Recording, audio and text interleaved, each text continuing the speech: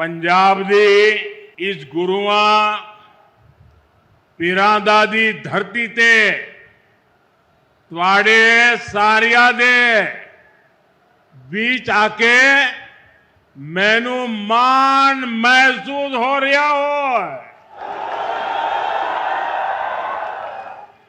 पंजाबियों किवे हो? चढ़दी कला च हो? साथियों, कुछ समय पहले मैं यहां श्री गुरु रविदास जी के जन्मोत्सव का हिस्सा बनने आया था और आज हमारा जालंधर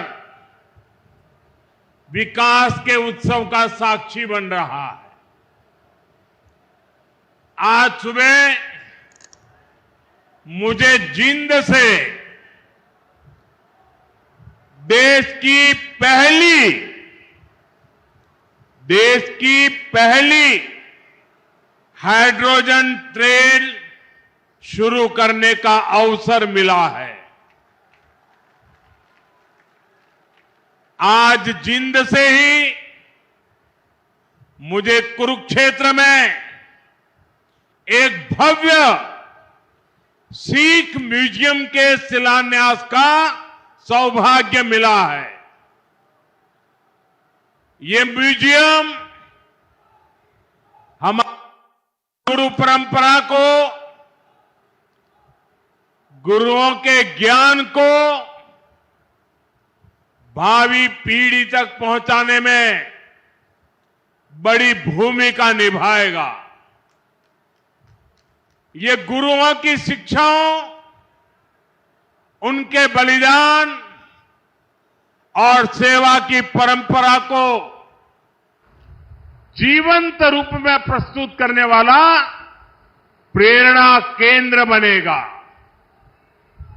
हरियाणा की भाजपा सरकार ने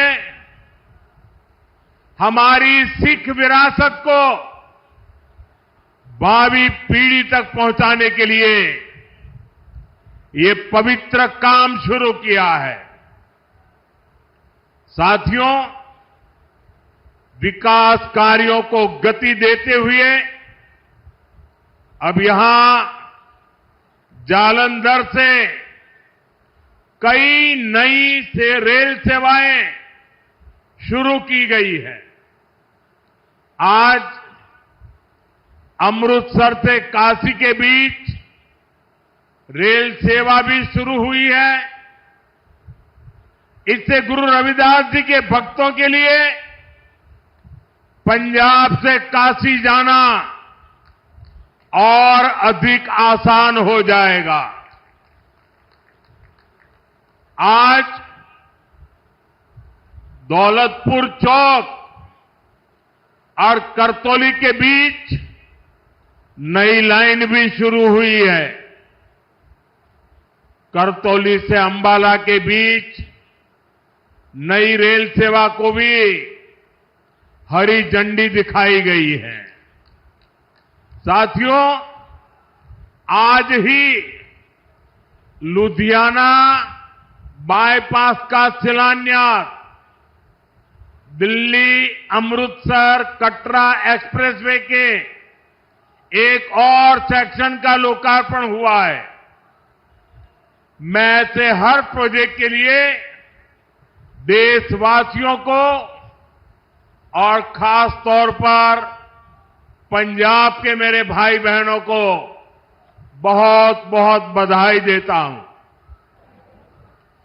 आज भारत सरकार कनेक्टिविटी के, इंफ्रास्ट्रक्चर के अनेक ऐसे प्रोजेक्ट पर पंजाब में काम कर रही है। पंजाब में भाजपा सरकार नहीं है, लेकिन हमारा पंजाब विकसित हो, इसके लिए केंद्र की भाजपा एनडीए सरकार कोई कसर बाकी नहीं छोड़ रही है।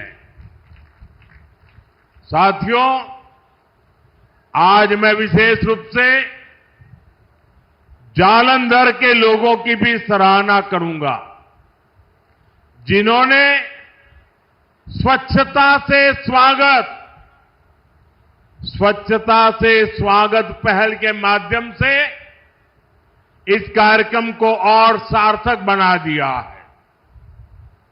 श्री गुरु रविदास जी ने समरसता और सामूहिक प्रयासों का जो संदेश दिया था, उसे आप सभी ने अपने व्यवहार में जीवंत किया है।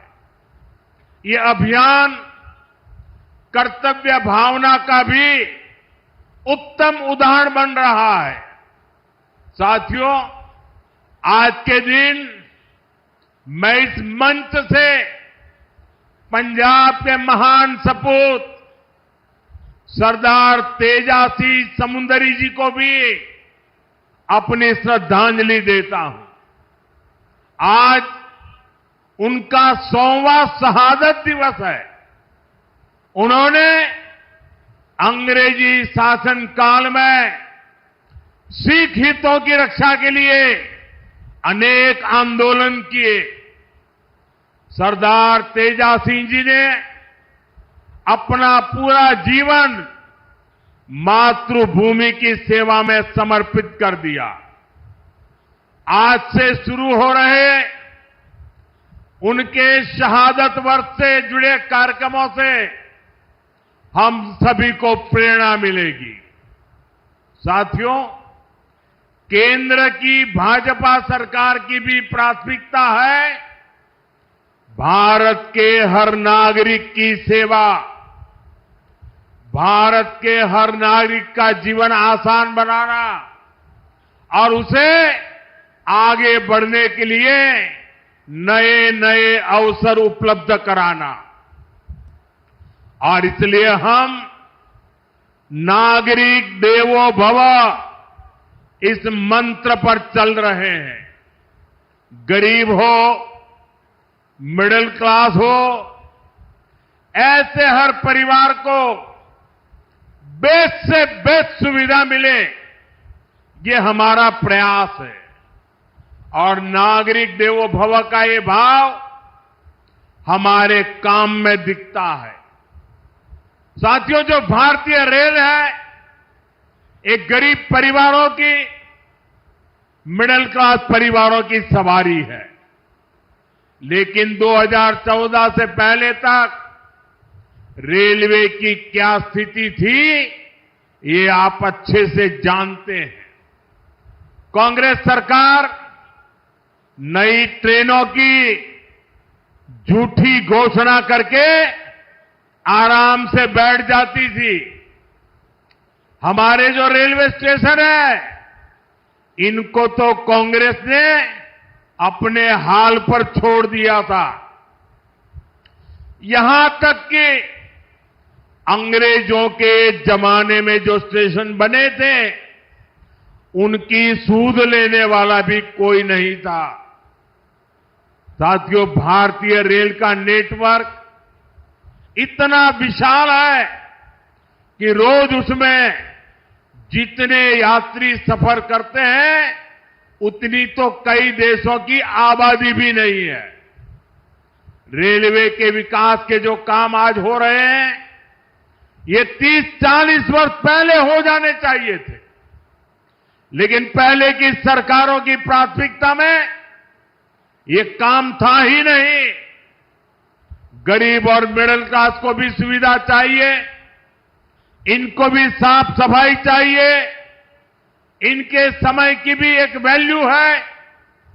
ये पहले की सरकारें चर्चा तक नहीं करती थी। साथियों, ऐसी सोच से विकसित भारत नहीं बन सकता था।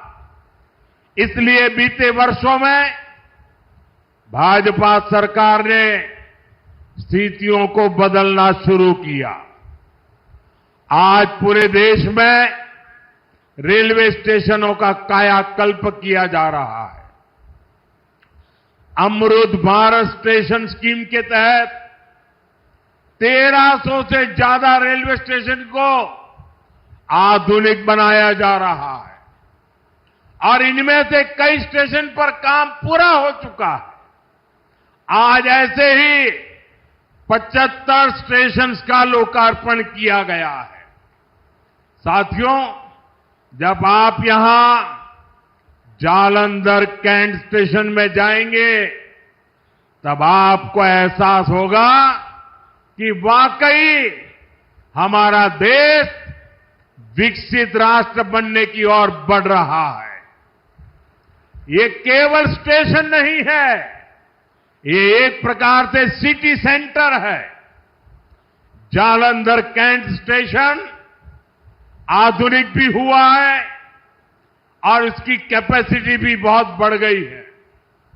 ऐसे ही आनंदपुर साहिब, मुक्तसर और साहिबजादा अजीत सिंह नगर स्टेशन का भी कायाकल्प हो गया है। साथियों, हमारे नए रेलवे स्टेशन व्यापार कारोबार का भी माध्यम बन रहे हैं। यहां जो लोकल कारीगर है, विश्वकर्मा साथी है, महिलाओं के सेल्फ हेल्प ग्रुप्स हैं, उनके उत्पाद स्टेशन पर बिक सके, ऐसी व्यवस्था बनाई गई है। और ये अमृत भारत स्टेशन हमारी विरासत, हमारी धरोहर के दर्शन भी कराते हैं।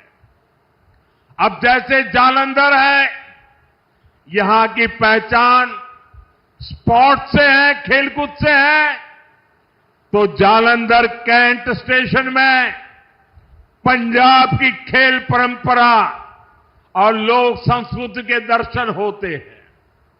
आप आनंदपुर साहिब स्टेशन जाएंगे तो वहां तख्त श्री केसगढ़ साहब की झलक दिखाई देती है। कालका स्टेशन पर श्री काली मंदिर के दर्शन होंगे। यानी हमारे स्टेशन अब हमारी संस्कृति, सभ्यता के प्रतीक भी हो गए हैं। साथियों, हम अपने पूर्वजों से प्रेरणा लेते हुए, उनका मान बढ़ाते हुए ही एक सशक्त राष्ट्र बन सकते हैं। इसी पवित्र भाव से ही आदमपुर एयरपोर्ट का नाम श्री गुरु रविदास जी महाराज जी एयरपोर्ट किया गया है और चंडीगढ़ इंटरनेशनल एयरपोर्ट पर अब शहीद भगत सिंह इंटरनेशनल एयरपोर्ट के नाम से जाना जाता है। और ये काम भाजपा सरकार ने किया है और हमें इस पर गर्व है। साथियों, ये धरती शेरे पंजाब महाराजा रणजीत सिंह की धरती है। महाराजा रणजीत सिंह के शासन में खुशहाली भी थी, सुरक्षा की गारंटी भी थी और समाज में सद्भाव भी था। लेकिन पंजाब में आज क्या हो रहा है, ये किसी से छिपा नहीं है। यहां विज्ञापनों के दम पर विश्वासघात की तस्वीर छिपाई जा रही है। आज पंजाब में कानून व्यवस्था बेहाल है। कब कहां गैंग वॉर हो जाए, किस दिशा से गोलियां चलने लगे, कोई कह नहीं सकता। यहां व्यापार कारोबार करना मुश्किल हो गया है। सरेआम लोगों से फिरौती मांगी जा रही है। पुलिस थाने तक सुरक्षित नहीं है। आए दिन थानों पर अटैक होते हैं और सबसे दुखद तो यह है कि पंजाब का भविष्य भी बर्बाद किया जा रहा है। नशे के सौदागर खुलेआम घूम रहे हैं। पंजाब के युवाओं को नशे के दलदल में धकेला जा रहा है। साथियों, आज यहां जो लोग पंजाब की सत्ता में बैठे हैं, ये लोग बहुत घमंड से देश की राजनीति बदलने का दावा करते थे, लेकिन आज इनकी सच्चाई देश देख रहा है। 2-3 दिन पहले ही दिल्ली में इनके एक नेता को अदालत ने दोषी करार दिया है। उस पर दोष दंगे कराने का है, दोष एक पुलिस के आईबी अधिकारी की हत्या का है। और इन लोगों की बेशर्मी देखिए, अदालत ने सबूतों के आधार पर फैसला दिया, लेकिन ये लोग कोर्ट के फैसले पर सवाल उठा रहे हैं। ये लोग अदालत के फैसले भी मत मजहब उसमें भी ढूंढ रहे हैं, क्योंकि इनके वोट बैंक का सवाल है। साथियों, कुछ दिन पहले ही गुजरात में इनके एक एमएलए को कोर्ट ने 7 साल की सजा सुनाई है। ये सजा सरकारी अधिकारियों पर हमले और वसूली के मामले में सुनाई गई है। वसूली, उगाही, अवैध कब्जे, ये सब इनकी राजनीति का ट्रेडमार्क बन चुके हैं। ऐसे ही अनेक मामलों में कई सारे लोग तो अभी जमानत पर बाहर चल रहे हैं। यहां पंजाब में ही देखिए, जिसको स्वास्थ्य मंत्री बनाया उसको घूसखोरी के चलते बर्खास्त करना पड़ा। एक मंत्री पर मनी लॉन्ड्रिंग जैसे गंभीर आरोप है। इनके एमएलए घूस लेते हुए रंगे हाथ पकड़े जा रहे हैं। ऐसे गिनते जाएंगे तो इनकी सरकार और इनकी पार्टी में कम ही लोग मिलेंगे जिन पर कोई दाग न हो। साथियों, जनता की सेवा का काम साफ नियत से होता है, ईमानदारी की भावना से होता है। लेकिन आज जो पार्टी पंजाब में सरकार में है, उसकी ना नियत साफ है और ना ही वो ईमानदार है। उसकी पहचान ही कट्टर बेईमान पार्टी की है। साथियों, केंद्र सरकार अपनी तरफ से हर संभव प्रयास कर रही है कि पंजाब की जनता को केंद्र की हर स्कीम का लाभ मिले। लेकिन कट्टर बेईमान पार्टी की सरकार में यहां लूट का खुला खेल चल रहा है। बीते 12 वर्षों में केंद्र से पंजाब को लाखों करोड़ रुपए भेजे गए। इस पैसे से गांव के रास्ते बनते, नहरें बनती, मंडियां बनती, लेकिन पंजाब सरकार ने उस पैसे को सही जगह खर्च नहीं किया। और बड़ी बात यह है कि ये लूट कर्ज के पैसे पर भी चल रही है। पंजाब के नाम पर कर्ज लिया जा रहा है। पंजाब का बजट कर्ज का ब्याज चुकाने में लग रहा है और यहां राज्य सरकार चला रहे लोग उस पैसे पर मौज कर रहे हैं।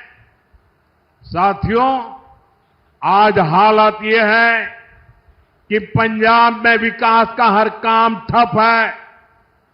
सिर्फ भारत सरकार की योजनाओं पर अपने नाम का स्टिकर लगाकर बेचा जा रहा है। आयुष्मान आरोग्य मंदिर जो पूरे देश में चल रहे हैं, उन पर यहां अपना स्टिकर चिपका दिया। पूरे देश में 5 लाख रुपए तक का मुफ्त इलाज देने वाली आयुष्मान भारत योजना चल रही है।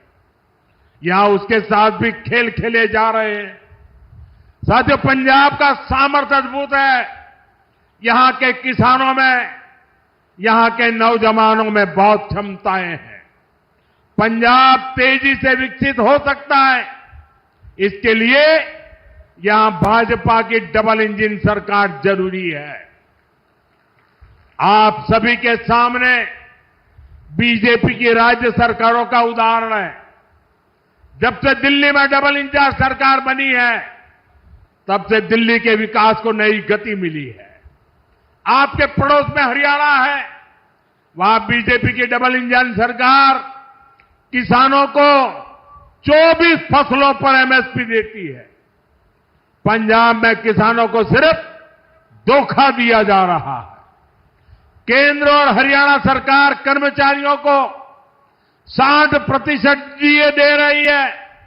यहां 60% तो छोड़िए, जो मिल रहा है उसकी भी कोई पक्की गारंटी नहीं है।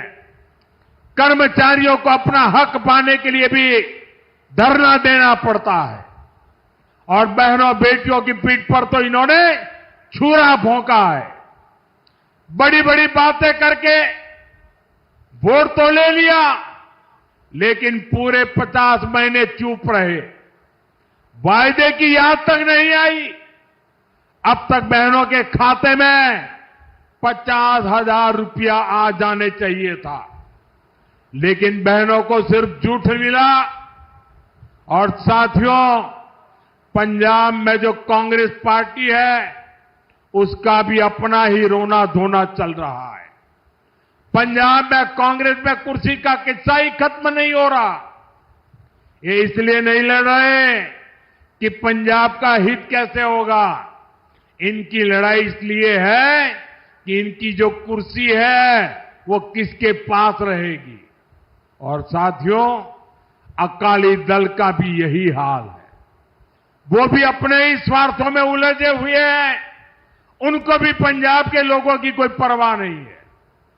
साथियों, पंजाब में असली बदलाव भाजपा ही ला सकती है। पंजाब को विकसित बनाने का काम भाजपा ही करेगी। पंजाब को आत्मनिर्भर बनाने का काम भाजपा ही करेगी। पंजाब में नया निवेश आए, पंजाब में रोजगार के नए अवसर बने, पंजाब में बने प्रोडक्ट दुनिया के कोने कोने में पहुंचे, ये काम राज्य में बीजेपी की सरकार ही करेगी। साथियों, आज जालंधर आया हूं तो पंजाब के युवाओं से और जो खेलकूद की दुनिया में है, स्पोर्ट्स फील्ड में है, उनसे विशेष तौर पर अपनी बात कहूंगा। मुझे पंजाब के युवाओं के सामर्थ्य पर बहुत भरोसा है। हमने देखा है कि खेल के मैदान में पंजाब के युवा कैसे भारत की आन बान शान को ऊंचा रखते हैं। आज स्पोर्ट्स के गुड्स के लिए मशहूर इस शहर से मैं पूरे पंजाब के युवा साथियों से कहना चाहता हूं, ये आपके लिए अवसरों का समय है। खेलो इंडिया अभियान आपके लिए चलाया गया है। खेलो इंडिया स्पोर्ट्स पॉलिसी आपके लिए लाई गई है। आज भारत में नई स्पोर्ट्स इकोनॉमी विकसित की जा रही है। इस नई इकोनॉमी के केंद्र में जालंधर का स्पोर्ट्स मैन्युफैक्चरिंग इकोसिस्टम है। इस नई इकोनॉमी के केंद्र में कोच है, स्पोर्ट्स मेडिसिन है, स्पोर्ट्स साइंस है, स्पोर्ट्स यूनिवर्सिटीज है, सेंटर ऑफ एक्सीलेंसी है, स्पोर्ट्स स्टार्टअप्स है। साथियों, अभी मैं ऑस्ट्रेलिया और न्यूजीलैंड गया था। वहां इस विजन को लेकर काफी सारे समझौते हुए। मैं सभी युवाओं से कहूंगा, आप स्पोर्ट्स से जुड़िए, स्पोर्ट्स की दुनिया में अपना परचम लहराइए। हमारी सरकार हर तरह से आपके साथ है। साथियों, हमें पंजाब की आन बान शान को नई ऊंचाई पर ले जाना है। हमें पंजाब का नया भविष्य बनाना है। मोदी हरदम हर पल पंजाब के लोगों के साथ है।